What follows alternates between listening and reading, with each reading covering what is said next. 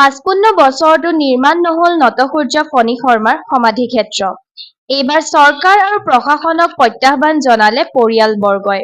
৩১ July দিনটো আহিলেহে মনত পৰে চৰকাৰৰ, তেজপুৰীয়া ৰাইজে পাহৰিলে নেকি নটসূৰ্য ফণী শৰ্মা দেৱক।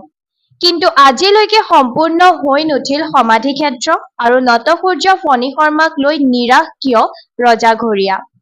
এই ক্ষোভ নটসূৰ্য ফণী শৰ্মাৰ তৃতীয় পুত্ৰ অজিত শৰ্মাৰ। দেউতাৰটো ৩১ জুলাই আহি পালে। গতানুগতিক প্ৰত্যেক বছৰে এই দিনটোত চৰকাৰৰ মনত পৰে আৰু ৩১ জুলাইৰ পৰা এইবাৰৰ ৫ দিনীয়া কাৰ্যসূচী হ'ব।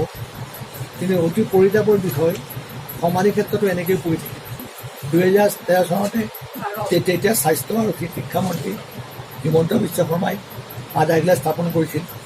আজি তেখেত অসমৰ মুখ্যমন্ত্ৰী, কিন্তু ক'ত আমাৰ সমাধি ক্ষেত্ৰ এনেকৈয়ে পৰি থাকে। ১১ বছৰ হ'ল, ১২ বছৰ হ'ল, কিন্তু বৰ দুখৰ বিষয় আজিও হৈ নুঠিল।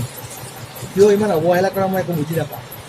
আৰু মই চৰকাৰে প্ৰত্যেকবাৰেই অনুৰোধ কৰোঁ যে সমাধি ক্ষেত্ৰ যদি এইটো সোনকালে বনাই দিয়ে। আমাৰো বয়স হৈ গ'ল, আমাৰো চাব ইচ্ছা যায় আৰু তেজপুৰীয়া ৰাইজৰ দাবী। মই আশা কৰোঁ চৰকাৰে যেন অতি সোনকালে বিহিত ব্যৱস্থা গ্ৰহণ কৰি সমাধি ক্ষেত্ৰখন কৰিব পাৰে। নটসূৰ্য ফণী শৰ্মাক তেখেতৰ যিকেইটা স্মৃতিচাৰণৰ দিন, সেইকেইটা দিনত চৰকাৰে সুঁৱৰি পেলাই দায় সাৰে। তেখেতৰ যিটো সমাধি ক্ষেত্ৰ বনাম বুলি চৰকাৰে কৰা প্ৰতিশ্ৰুতিবিলাক, সেই প্ৰতিশ্ৰুতিবিলাক এতিয়াও সম্পূৰ্ণ হোৱা নাই।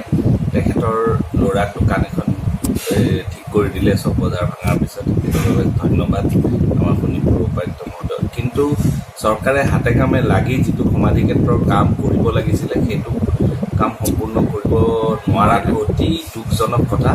যিহেতু এই প্ৰগ্ৰেমটোৰ দিনাখনেই নটসূৰ্য ফণী শৰ্মাক তেখেতসকলৰ যিখিনি অৱদান স্মৰণ কৰিবলৈ আহে, সকলো মানুহ আহি গুচি যায়। কিন্তু এই সমাধি ক্ষেত্ৰটো হৈ যোৱা হ'লে তাত এখন যদি নাটকৰ স্কুল বা তেনেকুৱা ধৰণৰ কিবা এটা ব্যৱস্থাপনা থাকি ওচৰৰ মানুহখিনিকে হওক আৰু সাংস্কৃতিক ক্ষেত্ৰখনত জড়িত মানুহখিনিৰ ওপৰত কিছু কৰিব পৰা গ'লহেঁতেন, তেতিয়াহ'লে এই বস্তুটো বহুত চৰকাৰৰ উল্লেখনীয় পদক্ষেপ হ'লহেঁতেন। কিন্তু চৰকাৰে এইটোৰ প্ৰতি কিয় ইমান অনীহা প্ৰকাশ কৰি আছে, সেইটো আমি বুজিব পৰা নাই।